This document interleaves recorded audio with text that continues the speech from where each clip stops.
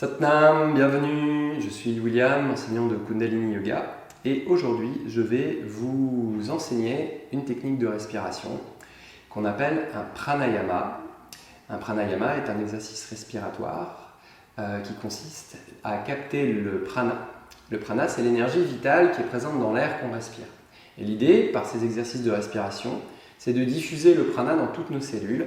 Ce sont des exercices qui stimulent aussi beaucoup le lobe frontal du cerveau et qui permettent aussi de développer la capacité respiratoire et de nettoyer les poumons. Je vous propose aujourd'hui de pratiquer un exercice de pranayama qui s'appelle le Nadi Sodhana. Les nadis, qu'est-ce que c'est? Les nadis, ce sont des canaux énergétiques. On en a, d'après l'anatomie yogique, 72 000. Ces canaux énergétiques correspondent à la circulation de la lymphe, du sang et des nerfs dans tout notre corps. Et parmi les différents canaux énergétiques, il y en a 3 qui sont extrêmement importants. Il y a le canal de la colonne vertébrale, qui doit être donc bien droite pendant ces exercices. Et il y a Ida et Pingala. Ida et Pingala sont 2 canaux énergétiques qui correspondent respectivement à la narine gauche et à la narine droite. Et donc, dans cet exercice, on va pratiquer une respiration alternée avec ces 2 narines. Pour information, la narine gauche qu'on appelle Ida correspond aux énergies de la Lune et plus précisément au système nerveux parasympathique. Le système nerveux parasympathique, c'est le système nerveux qui travaille lorsqu'on est en relaxation profonde ou lorsqu'on est dans le sommeil profond. Et Pingala, la narine droite, correspond aux énergies du soleil, à l'action. Et c'est le système nerveux qui fonctionne, le système nerveux sympathique qui est en action lorsqu'on est justement en train de faire des choses. Voilà. Eh bien, en fait, on va équilibrer ces 2 canaux énergétiques par une respiration alternée.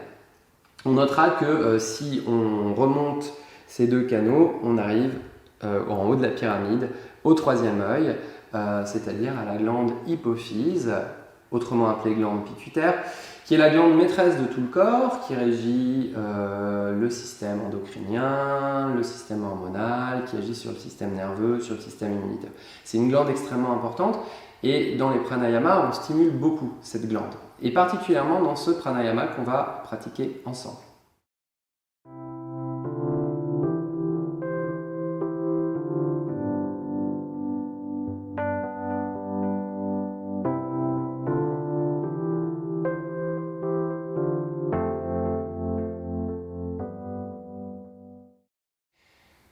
Alors, comment on pratique cet exercice? Je vais vous guider dans la pratique. D'abord, vous allez prendre une posture confortable. Vous pouvez vous asseoir assis, jambes croisées, redresser la colonne vertébrale, rentrer légèrement le menton vers l'intérieur.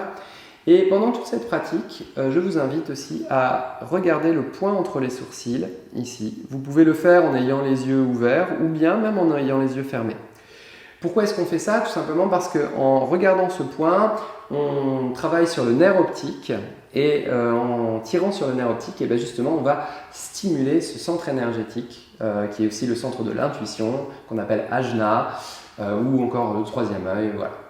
Et alors ensuite, pour pratiquer cet exercice, vous aurez la main gauche posée en Gyan Mudra, pouce index en contact sur le genou gauche, et tout va se faire avec le pouce et l'annulaire. Voilà, vous allez respirer en bloquant les narines alternativement avec le pouce et l'annulaire. Alors voilà comment vous allez commencer. D'abord, vous bloquez la narine droite avec le pouce. Vous inspirez lentement et profondément par la narine gauche.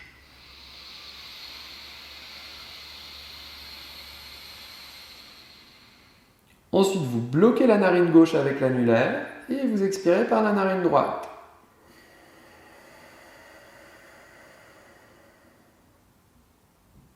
Ensuite, vous inspirez par la narine droite, toujours.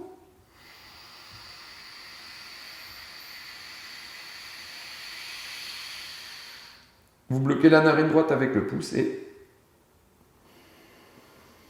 vous expirez par la narine gauche. Vous inspirez par la narine gauche. Vous bloquez la narine gauche.